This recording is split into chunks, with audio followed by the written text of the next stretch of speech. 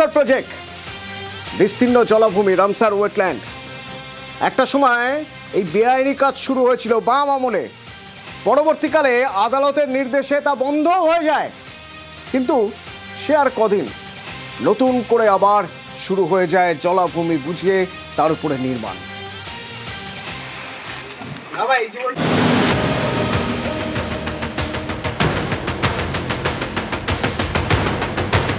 রবিবার গভীর রাত নরেন্দ্রপুরের নাজিরাবাদে পরপর দুটি গোডাউনে বিধ্বংসী আগুন লাগে, বেশ কয়েকজন মারা যান।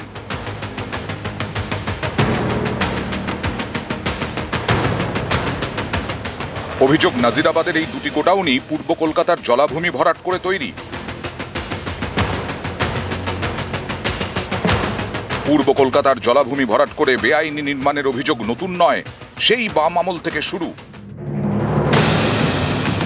সালটা 1991, পশ্চিমবঙ্গে তখন বামফ্রন্ট সরকার, মুখ্যমন্ত্রী জ্যোতি বসু। অভিযোগ, সেই সময় নাজিরাবাদের খেয়াদহ পঞ্চায়েত এলাকায় একটি জলাভূমিতে পাঁচিল তোলা হয়, ওয়ার্ল্ড ট্রেড সেন্টার তৈরি করা হবে বলে। এ নিয়ে জলগড়ায় কলকাতা হাইকোর্টে, আদালতের নির্দেশে নির্মাণ কাজ বন্ধ হয়ে যায়।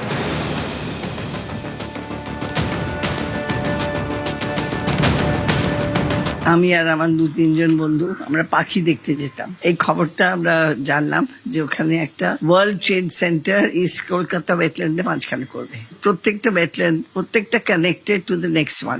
এটা নিয়ে আমরা কোর্টে গেলাম, পরিষ্কার করে বলে দিল জাজ যে ইস্ট কলকাতা ওয়েটল্যান্ড এই জায়গাটায় কনস্ট্রাকশন হবে না। তখন লেফট ফ্রন্ট গভর্নমেন্ট ছিল। ডকুমেন্ট গুলো লেখা আছে ক্লিয়ারলি, কলকাতার এক্সপানশন যেটা হবে will be to the north আর across the river, ইস্টে হবে না। ওই ওয়েটল্যান্ডটা মানে ইউনিক। 2002 ইরানের তেহরানের রামসায় কনভেনশন হয়, সেখানে বিশ্বের সব জলাজমি বাঁচানোর সিদ্ধান্ত নেওয়া হয়। পূর্ব কলকাতার এই জলাভূমি আন্তর্জাতিক ওয়েটল্যান্ড স্বীকৃতি পায়। সেই জলাভূমি ভরাট করেই চলছে দেদার নির্মাণ। অভিযোগের পেছনে রয়েছে স্থানীয় রাজনৈতিক প্রভাবশালীরা। তাদের মদতেই দিনে দুপুরে চলে জলাজমি ভরাট। তারপর কোথাও তৈরি করা হয় বহুতল, কোথাও গোডাউন, কোথাও দোকান।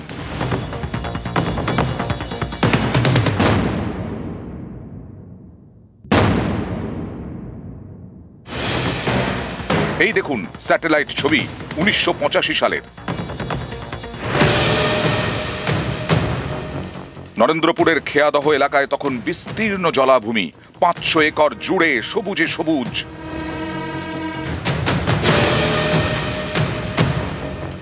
ধীরে ধীরে ছবিটা বদলাতে শুরু করে। একটু একটু করে জলাভূমিতে বেআইনিভাবে গজিয়ে উঠতে থাকে নির্মাণ।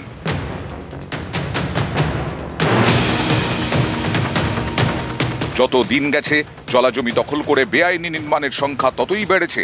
স্যাটেলাইট ছবিতে যা স্পষ্ট।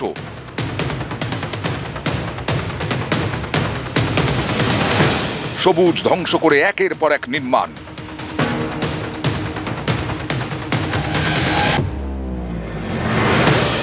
জলাজমি ধ্বংস করে পরপর নীল শেড।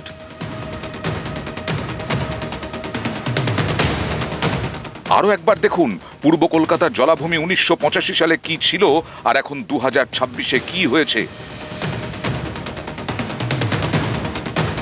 এই খেয়াদহ এলাকাটি সোনারপুর উত্তর বিধানসভা কেন্দ্রের মধ্যে পড়ে।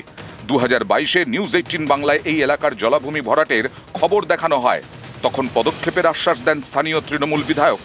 বলেন, বেআইনি কাজের সঙ্গে কোনো আপোষ করা হবে না। যার নাম আসছে এফআইআর করুক, পুলিশের কাছে যাক, যে যার নাম যে কমপ্লেন আসছে আসুক, আইনি পদক্ষেপ নেওয়া হোক না, অসুবিধা নেই তো। কোনো বেআইনির সাথে আপোষ হবে না। 4 বছর পর বিধায়ক হাত তুলে নিচ্ছেন, বলছেন তদন্ত হোক। আমরা সেখানে জলে রিজার্ভার করতে পারবো বা ইলেকট্রিক কানেকশন দিতে পারবো। এটা আমাদের বেশ কিছুদিন ধরে, প্রায় বছর 3 ধরে আমরা পারমিশনের জন্য অপেক্ষায় আছি, কিন্তু আমরা পারমিশন পাই না। আপনারা পাচ্ছেন না দিদি, কিন্তু এই যে কারখানাগুলো যারা তৈরি করলে আলো এবার রাতের অন্ধকারে, তারা কি করে পারমিশন পাচ্ছেন? সেই জন্যই বলছি তদন্ত হোক। এটা একটা তদন্ত হোক, কারা পাচ্ছে, কিভাবে পাচ্ছে, তাহলে পুলিশ প্রশাসন এটা দেখুক। পুরমন্ত্রী কিন্তু অন্য যুক্তি দিচ্ছেন। এটা যেটা দেখেছে এটা 2006 থেকে আছে, তারও আগের থেকে আছে। এখন আমাদের এনভায়রনমেন্ট মিনিস্ট্রি অলরেডি একটা ম্যাপ ড্র করেছে। সেই ম্যাপের মধ্যে যদি কোনো ইলিগাল কনস্ট্রাকশন থাকে সেটা কর্পোরেশনকে অনেক সময় বলেন, আমরাও ভেঙে দিই। আমার মনে হয় না যে এখন নতুন করে জলাভূমি ভরাট করার সাহস কেউ পাবে। যেগুলো আছে সেগুলো সব পুরনো আছে।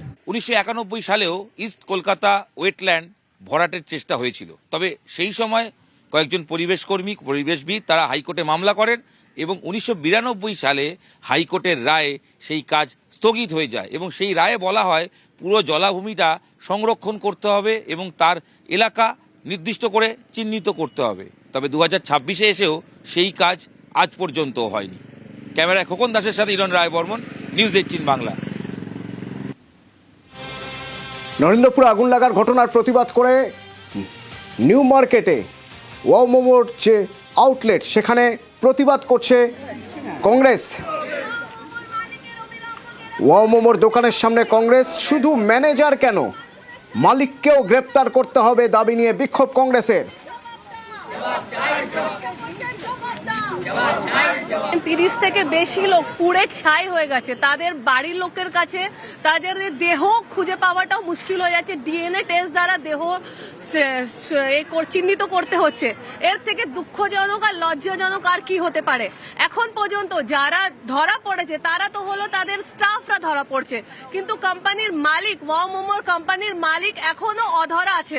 তারই প্রতিবাদে আজকে আমরা যুব কংগ্রেসের পক্ষ থেকে এখানে বিক্ষোভ জানাচ্ছি। আমাদের একটাই দাবি, ওয়াও মোমোর যে মালিক আছে তাকে ধরা হোক, আর যারা যারা এর সাথে যুক্ত আছে সবাইকে যেন অ্যারেস্ট করা হয় আর দোষীদের অবিলম্বে শাস্তির ব্যবস্থা করা হয়।